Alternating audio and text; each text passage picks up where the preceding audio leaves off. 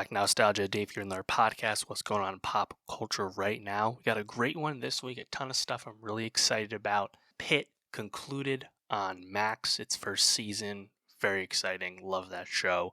Similarly on Max, Hack Season 4 has begun, and The Last of Us is back for Season 2 on HBO. Also on the TV front, we have the premiere of Your Friends and Neighbors, the new Jon Hamm series on Apple TV+.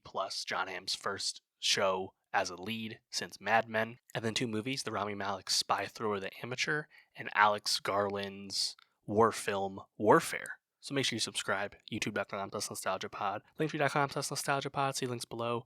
Get the best of 2025 Spotify post linked below. Let me know it's good, and let's get into it. What's up, Well, Mac Nostalgia? Dave here with a review of The Amateur, the new spy film starring Rami Malek. The Amateur, here from 20th Century Studios, and it's Rami Malek's return to pretty familiar material if you've been a fan of his career like I have, of course, when he broke out on the USA drama series Mr. Robot back in the 2010s, a show I absolutely adored, one of my top 10 shows of the decade, last decade.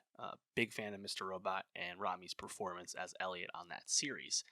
And this is Amateur is a return to that material, of course, because Rami Malek is once again playing a hacker, tech savant type character. The Amateur is a very capable spy thriller. Rami Malek is in familiar ground for sure as a tech genius, a la his Mr. Robot character. Given that The Amateur shot on location, it's a lot of fun to spend time as we jet set across Europe, very Bourne-esque. And Rami Malek is very convincing as the capable tech genius spy character. He's not playing a badass action hero, and the movie makes a point of calling that out. There's good supporting work from Lawrence Fishburne and Holt McCallany, and in general, it's just a lot of fun to watch a CIA agent go on the run from the CIA as he's trying to avenge the death of his wife. Are there some leaps in logic when you watch a movie like this? Of course there were, but I thought it was a pretty fun, well-paced thriller. You know, the way the movie starts off, of course, Rami Malek's character, Charlie, we actually spend time within the CIA, within Langley, which I always find as a fun location. You don't often get too much stuff,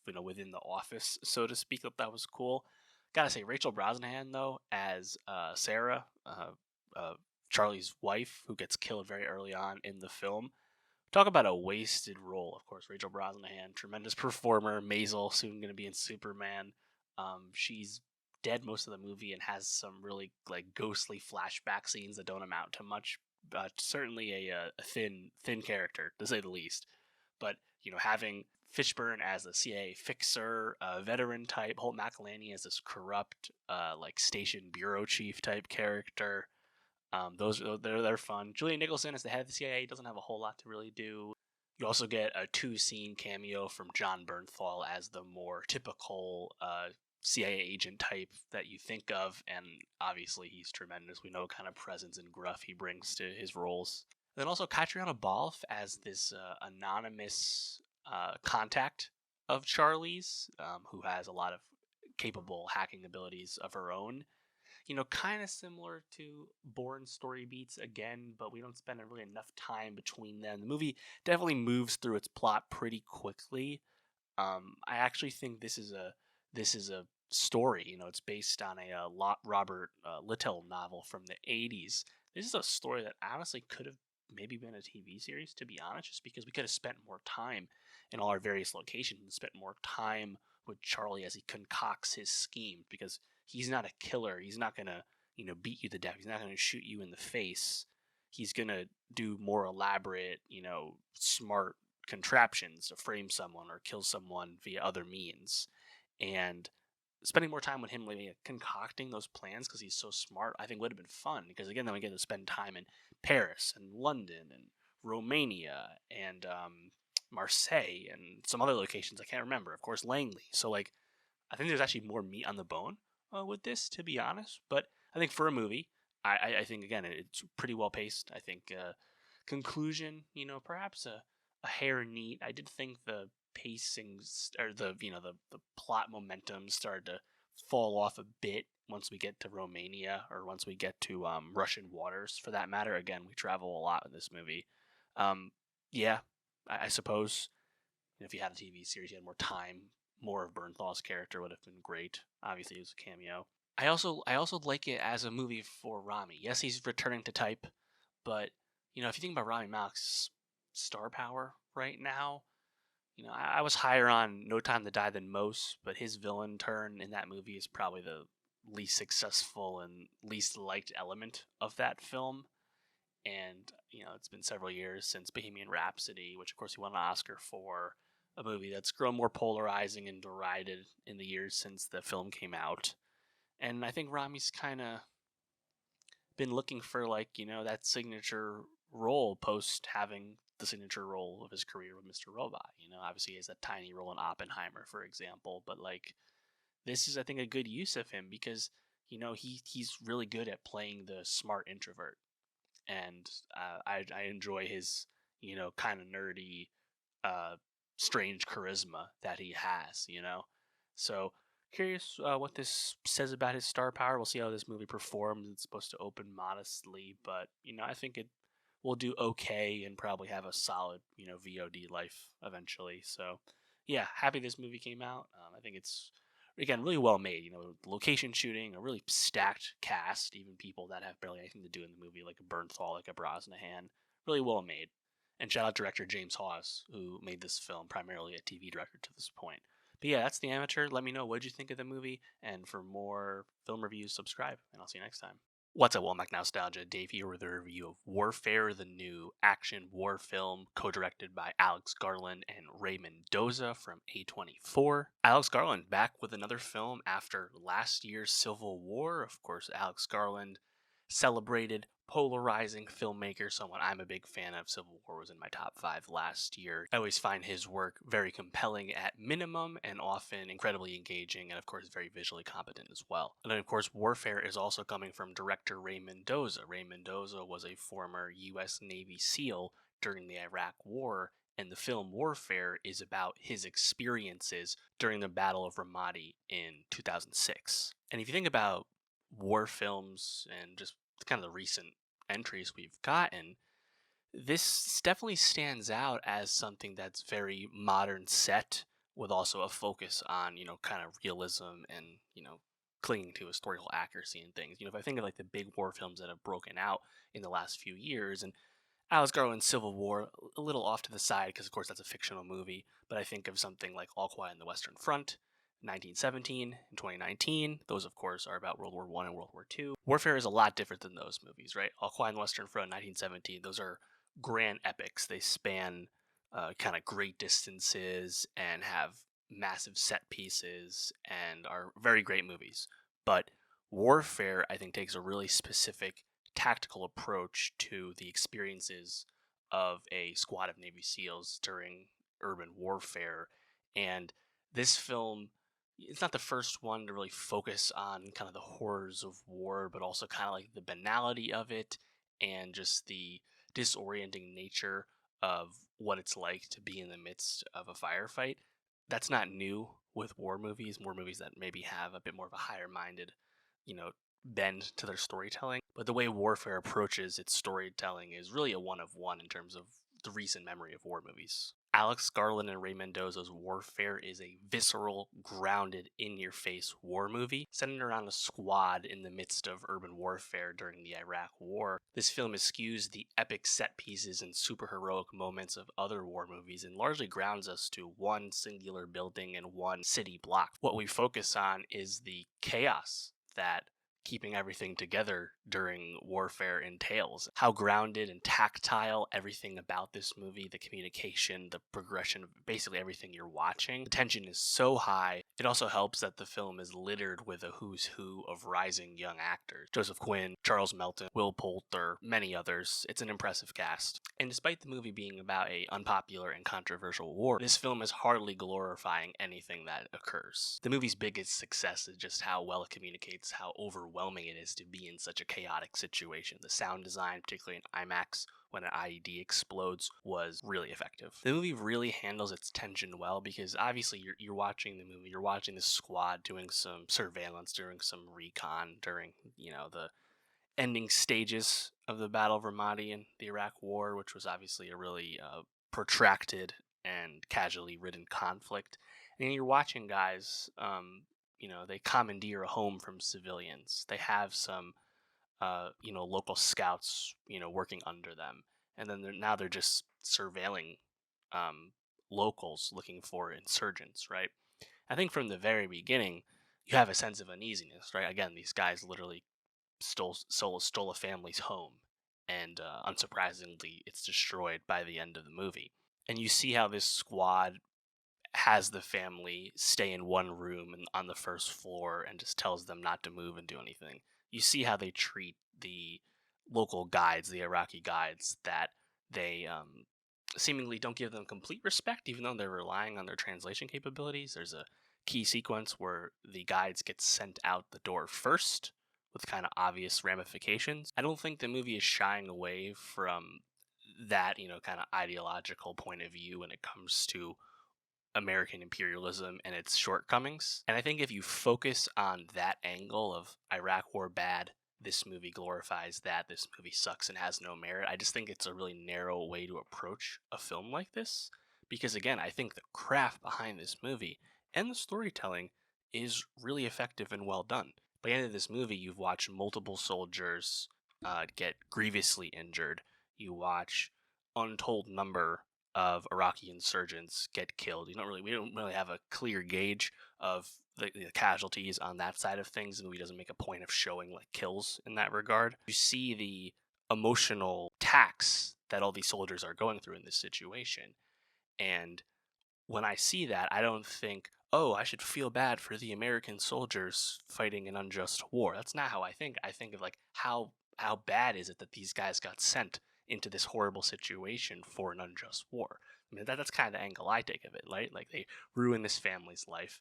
They killed all these people in their own country, and they got wrecked in the process, right?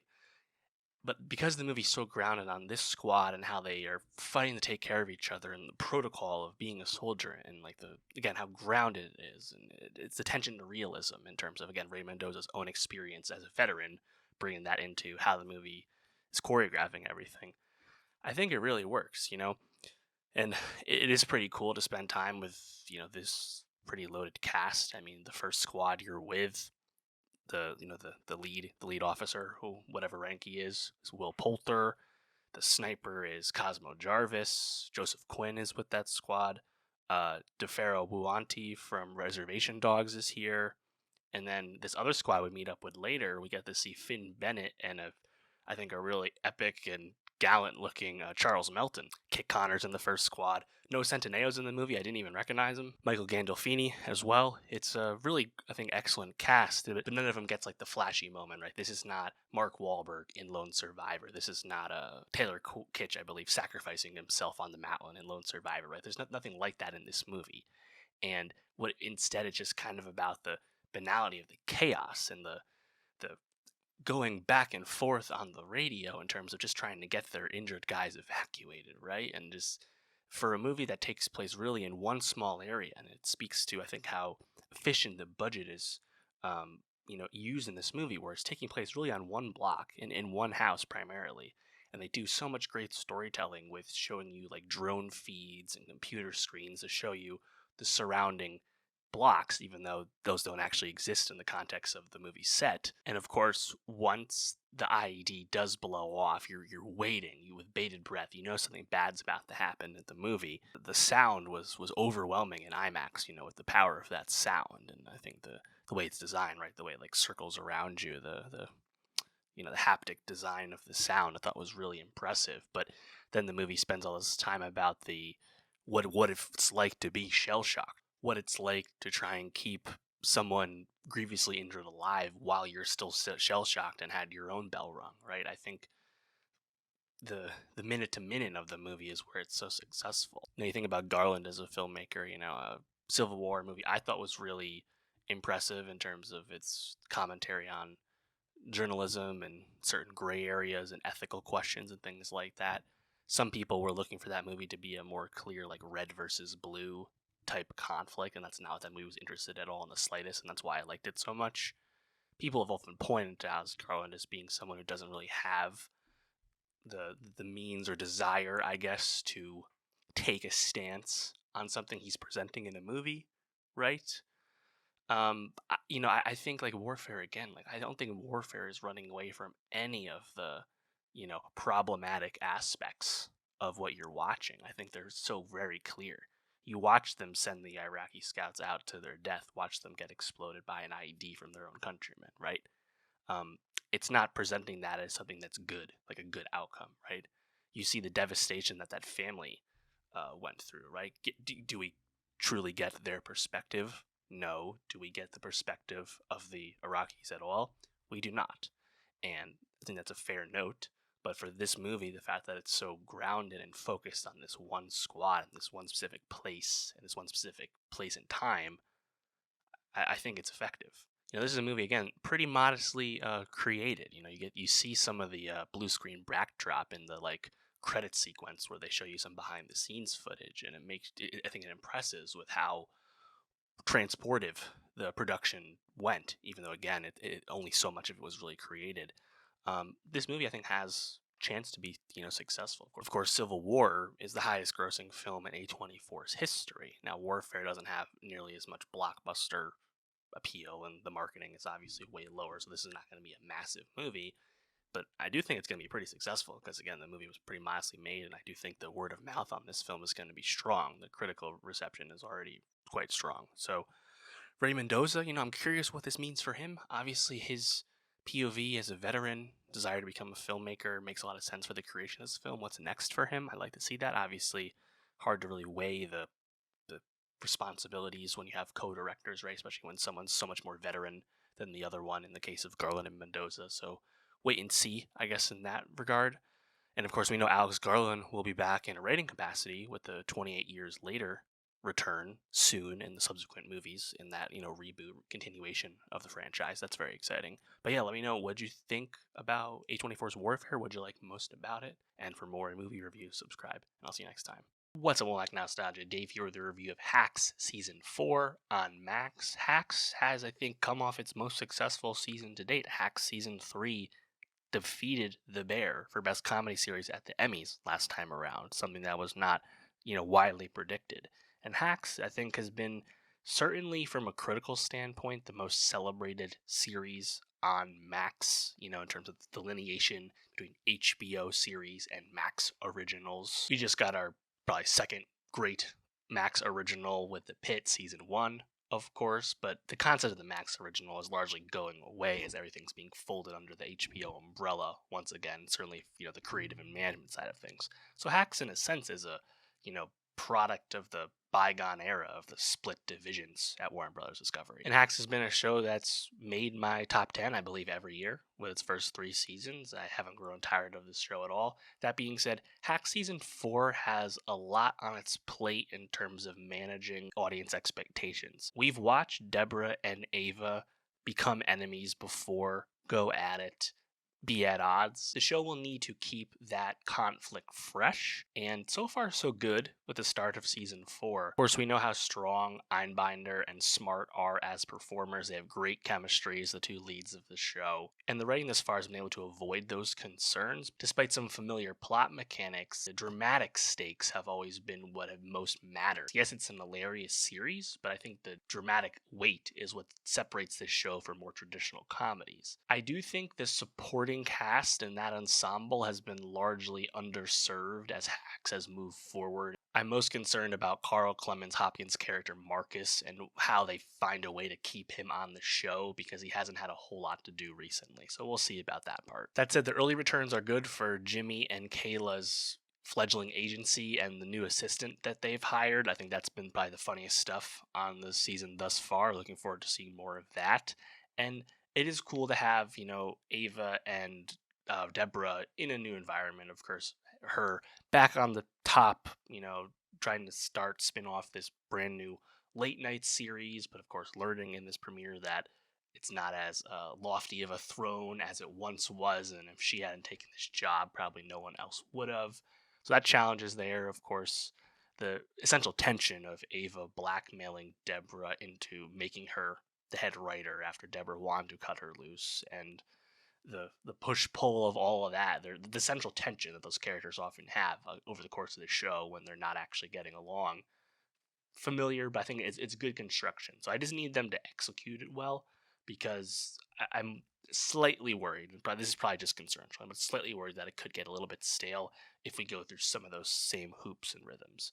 But even if we do, I enjoy the show and the presence and the performances so much that I won't really be too frustrated. The thing I'm most curious about is if there's going to be any like actual antagonists ever show up on the show, or if the conflict on the series and its story will largely be between the characters themselves and the external pressures are almost like window dressing. We'll find out.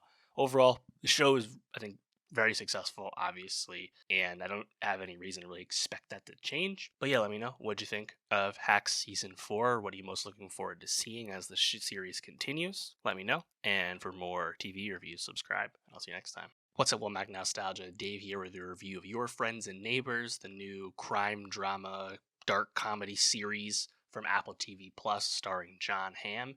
This series is very notable because it's Jon Hamm's first lead role on a television series since the conclusion of Mad Men. Of course, Mad Men needs no introduction, one of the great series of all time. Jon Hamm's performance as Don Draper, one of the great TV performances, leading performances of all time as well. People know this. And since then, that series ended in 2015. It's been about 10 years since Hamm led a show. He's been on TV recently, of course, supporting roles, usually antagonist roles.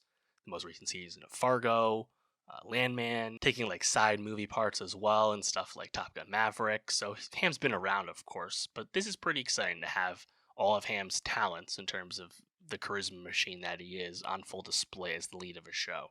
And with Your Friends and Neighbors, he is very much occupying every single frame of this series, this lead character, Coop. And Your Friends and Neighbors is coming from Jonathan Tropper, which is, I think, an exciting creator, rising creator. He's created 2 successful TV series to this point, of course, Banshee and Warrior, both critical hits, and was also an experienced, steady hand on the movie side of things in terms of doing screenplay work. So, that combined with Apple, of course, sparing no expense. Apple, as we know, loves to have stars on their shows, and I'm sure they leapt at the chance to have the Jon Hamm comeback series. The core premise of Apple's Your Friends and Neighbors is prime material for Jon Hamm's return to leading man status on television 10 years since Mad Men ended. Hamm plays Coop, this New York hedge fund manager, loses his job after already becoming divorced and finding himself financially very over-leveraged. And as a result, Hamm's character Coop decides to commit continuous bits of petty theft from his very wealthy friends and neighbors. That's really pulpy material, and the series starts off in, I think, a great note in terms of its pace. How this show chooses to juggle Coop's crimes versus all of Coop's personal life, family problems, I think will be the key judgment of how this series truly succeeds, because it introduces a lot of threads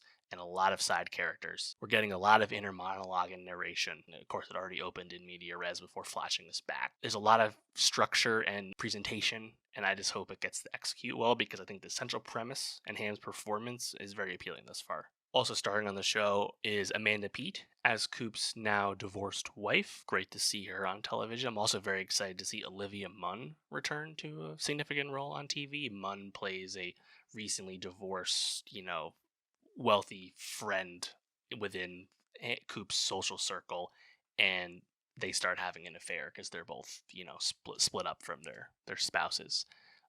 Great to see Olivia Munn on TV again, because she had a lot of health problems recently. So glad to have her back. Throwback to HBO. I loved her as Sloan Sabbath on the Newsroom way back in the day. It's kind of been a minute though since she's had like a signature role, really. And I think, frankly, like, what even is her biggest role since like being part of the ensemble in Shane Black's The Predator back in 2018? Like, what has happened since then? I don't even remember.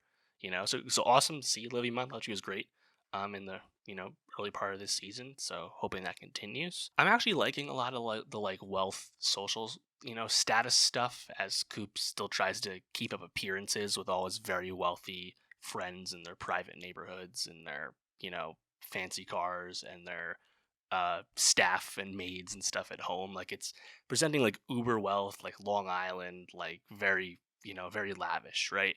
And we're gonna get to see a lot of that close up as Coop sneaks into people's houses and steals their shit so that he can pawn it off in the Bronx. And I'll be curious how sloppy he ends up getting. We know things are going to go wrong. On the other hand, this show is clearly positioned as an ongoing series. It was renewed for season 2 before season 1 even premiered, which is a great sign for Apple's confidence in the show's quality.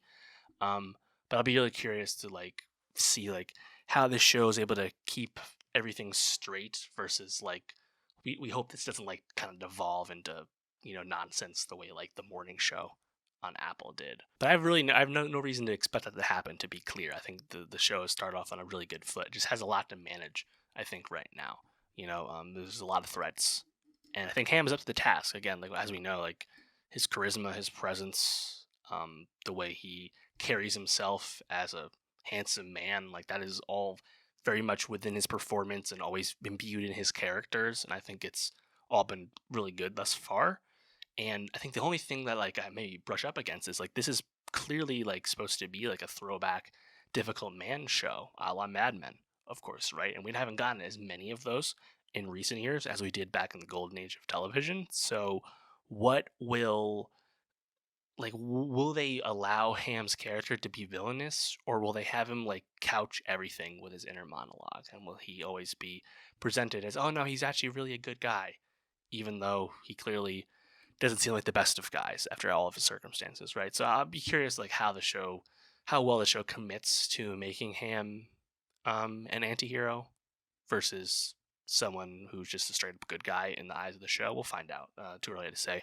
But yeah, I like the show. I thought it was really appealing, really fast paced. I thought those first episodes really breezed by, despite how jam packed they were. So I'm up on the show. I'm really excited for it, and I hope it keeps the momentum going. But yeah, let me know, what do you think of Your Friends and Neighbors? What are you most looking forward to seeing in Jon Hamm's return to TV? Let me know. And for more TV reviews, subscribe, and I'll see you next time. What's up, Mac Nostalgia? Dave here with a review of The Pitt Season 1 on Max. I love this show. I think this show is absolutely tremendous. One of the great first seasons of an ongoing series in recent memory, and certainly the best show of 2025 thus far. The Pitt, of course, medical drama series from Scott Gemmell and John Wells, both ER veterans, and of course the series stars Noah Wyle, himself, of course, famously part of the ER ensemble back in the day. And this series, man, I think, kind of coming with limited fanfare in early January and then going week to week for 15 weeks from January to April. Man, what a ride. What a return to more traditional television storytelling, of course, with the longer runtime of the series. Thankfully, this show is already back in production with plans to return next January, so there's not a long wait. Again, we're back to old school TV vibes with how the show operates and functions, which is great. But man, I was so wrapped from the second I watched this show, and I'm not even someone who watches procedurals, who watches medical shows or anything like that, but I thought this show was really just kind of transcendent after a while. The Pitt Season 1 is one of the best first seasons in recent memory because it takes you on such an incredible journey with all of its characters. By the end of this first season, you are so connected, so attached to so many characters of all shapes and sizes, characters you thought you understood, you thought you disliked. They're colored in such a way that your opinion completely changes. You care about so many characters.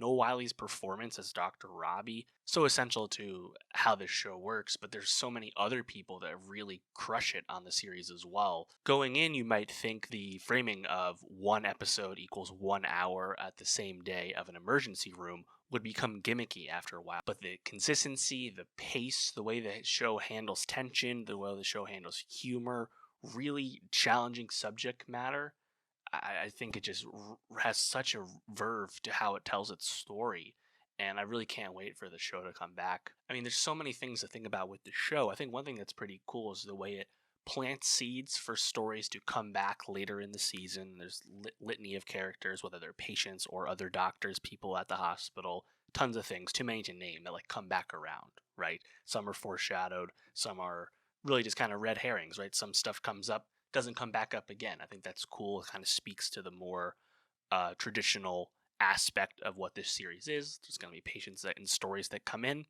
and then they get discharged maybe an episode or two, and they're gone. and that is what it is. Not everything needs to be an ongoing thread, but the show has just enough ongoing threads that makes the plot progression fun. But of course, that's also separate from our journey with all of these characters, right? When you think of like all the new, the first year students, the med students, or first year doctors, whatever you call them, when they show up, right? Dr. Santos, you think she's going to be like the complete villain, the person you despise the most, but her character goes on quite the journey throughout the season, right? Dr. Mohan as well, another character I think you go on quite the journey with. Certainly, a character I've really enjoyed by the end. Uh, Dr. Mel as well, big fan of hers. Everything that happens with Dr. Langdon, of course, one of the senior residents, and Nurse Dana as like the rock of the ER. Incredible stuff from her. I think I want to shout out Catherine Lanassa, who plays Nurse Dana. Incredible stuff from her. And, if you think about like, man, like I just thought like there was so many episodes where the show just kept getting better. Like I think of like episode 10 as like this huge breakout as the show continued to consistently level up throughout its run. And then you get to the multi-episode climax of the season. Of course, the mass casualty event at Pitt Fest, where the hospital gets inundated by all these victims of a mass shooter at a music festival. And you have, I think the first episode of the shooting at the hospital, the intensity and the drama and also the sadness of that episode, that's probably like the signature episode of the series, and to me the best episode of TV thus far this year. Like that's the Emmy episode for sure. I mean, I was absolutely riveted by that stuff. I think it was really powerful. And then you had this season finale where it's almost like a come down. It's like a slow back down as the shift finally ends for all those people we've been with. And I think it's done in a real graceful way. And what's super cool about how this season was constructed too is HBO asked for it to be 15 episodes instead of 12. So as a result, that's 15 hours, right? Longer than a shift at the hospital, a shift at the ER. So as a result, the show gets to seamlessly bring in the night shift. And then like in episode 12 or whatever, you're meeting all these other doctors and you're getting attached to all these new characters, including Dr. Abbott, who you meet in the very first scene of the first episode. I thought that was just a really tactful way to expand the cast, expand the ensemble, but also have the season operate, within the gray areas of one shift. Of course, as all these people are working overtime because of this crazy event that happened. And we know that when the show comes back, it's been announced recently that several months are going to pass, with 8 months, 10 months, whatever it is. So that'll be cool, especially for the younger doctors to see what happens. Time for more new characters to show up. And I believe it's going to be around July 4th weekend is the premise we're hearing. So something will be different, But man, I think it's just such a well done show that's kind of operating successfully at everything it does, right? It's not just procedural, but like, man, like I think the character drama, the the progression of various character dynamics is really impressive, and I just really over the moon for the show. Can't wait for it to be back. I thought it was absolutely excellent, and it's probably going to be a super rewatchable show for that matter. It's also going to be a show that's going to get progressively more popular as people binge this and catch this up. The word of mouth is very strong at this point. More and more people are watching it. It's very exciting. And I just hope that, HBO, even though it's not technically an HBO show, I hope that, Warner Brothers and whatnot, I hope they campaign the show strongly at the Emmys. Of course, they did that with Hacks, which is a Max show, not an HBO show. So we can hope. And frankly, The Pitt probably should be a 9 p.m. HBO drama series, to be honest. I think that would be pretty cool. Maybe that can happen for next season. A la how the Penguin transitioned to HBO after being a Max original only in its conception. We'll see. But yeah, The Pitt, incredible stuff. I'm going to be pissed if it doesn't do well at the Emmys. Let me know. What did you like most about The Pitt? What was your favorite episode? What was your favorite character? Let me know. And for more TV reviews, subscribe. I'll see you next time. What's up, Womack Nostalgia? Dave here with a review of The Last of Us Season 2 on HBO. The Last of Us is back after a 2-year wait. Of course, the adaptation of the very successful PlayStation video game franchise, and probably you would consider from a quality standpoint the single greatest video game adaptation in terms of movies and TV. And of course, that's actually been less of an accomplishment than it used to be, but the video game curse is, of course, truly broken with the massive commercial success recently seen from the Super Mario Brothers movie and Minecraft at this very moment.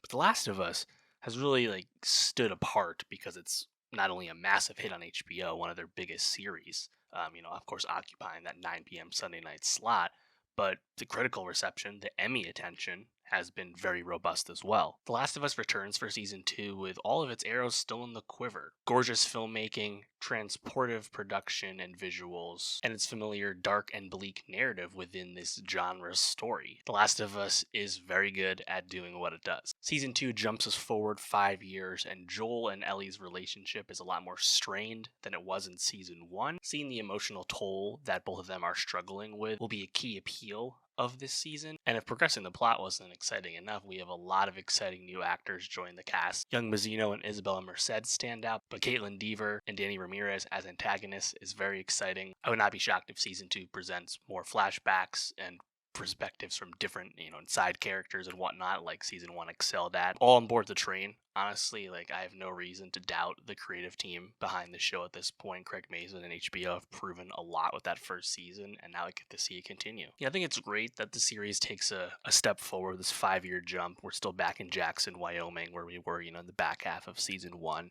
I believe this is more or less in line with the game's narrative. Of course, I actually haven't completed the games. I played some of the first game, but I do like how it starts in media res, back more in the present time of the end of season 1, that finale, where you have Caitlin Dever as Abby and Danny Ramirez as Manny introduced alongside some of their compatriots, and they want to avenge Joel's massacre of the Fireflies at the end of season 1.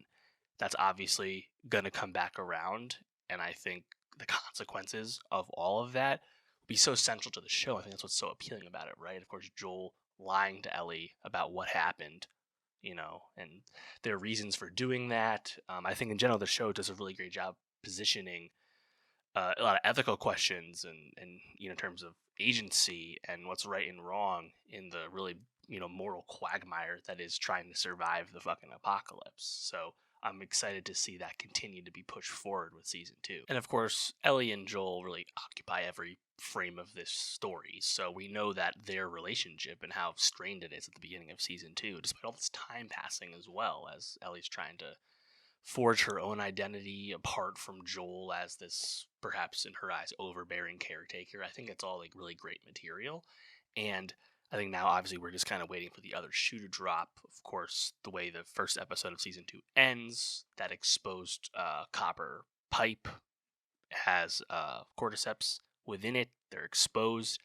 Unfortunately, it seems like the Jackson encampment, the sanctuary that it is not long for this story.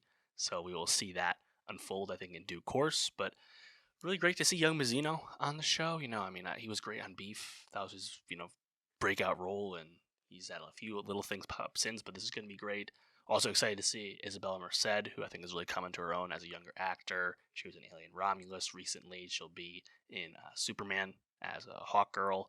So I'm excited for her continuing to really rise and build up her own career after she was the damsel in distress in Sicario 2 several years ago. And hopefully we get enough time with Merced's Dina and her burgeoning relationship and romance with Ellie. Hopefully we get enough of that before all the shit hits the fan. So I'll be curious, the true pace of this season, because The Last of Us season 1 largely adapted all of the Last of Us game, the first Last of Us game, as well as the Left Behind DLC, of course, in the case of the episode with Storm Reed's character.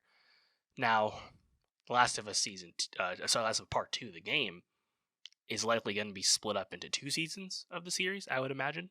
I think it's one of those things where HBO definitely wants at least 3 seasons out of this. I wouldn't be shocked if they wanted 4 seasons out of the show, to be honest. But Neil Druckmann, of course, the creator of the game and creative head leader of Naughty Dog, the studio behind the games, he has said that, spoken quite plainly recently, that don't expect the Last of Us Part 3 game. That's not going to happen.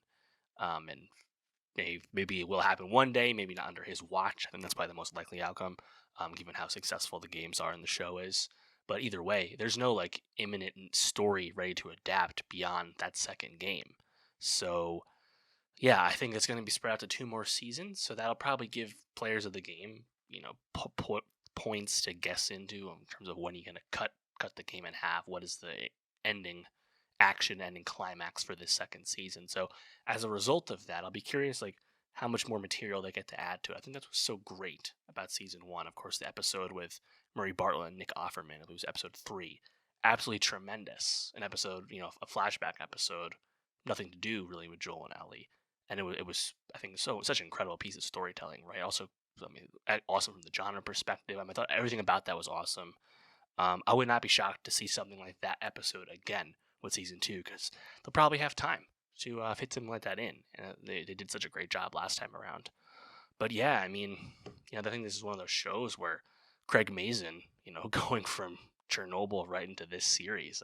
God, he's now up there as one of our great, TV creators, certainly like of our current TV creators. We always think about like the people of the golden age of television. You think of like your Vince Gilligans, your David Chases, your David Milches, Matthew Weiners, all the people behind the great, golden age pantheon series, right? Well, all of them are, not really working to the same degree anymore, right? For various reasons. Some of it due to age, some of it due to other reasons. But in terms of like who are like the TV goats right now, I think Mazin's like in that mix in a major way, and that's awesome. Good for him. He's crushing it so far. I've really complete faith between you have Neil Druckmann involved with the vision of the show, alongside Mazin, alongside of course HBO's steady hand and impeccable track record. I have no reason to doubt the show, and I think it's very successful at doing what it does. Some of Pedro Pascal's best work, honestly, as an actor. You think about him, he's someone that I think just to maybe the average person, maybe we're a bit oversaturated on Pedro Pascal these days. He's been a lot of stuff, a lot of high profile stuff of late, and of course that will be continuing as he debuts in Marvel with the Fantastic Four in just 2 months. I think that's a fine take to have, that Pedro Pascal's so, not, I don't call him boilerplate because he's such a great talent, but like he's so mainstream at this point. But if you think about all of his work, honestly, like I think after Oberyn Martell, the breakout role on Game of Thrones, rest in peace, I think his work as Joel was probably his next best role, his next best work, to be honest. I think the amount of grief he's able to carry and how he internalizes that, a lot of great facial acting, like it's great stuff from Pascal. I'm not tired of him at all, especially when he's playing Joel.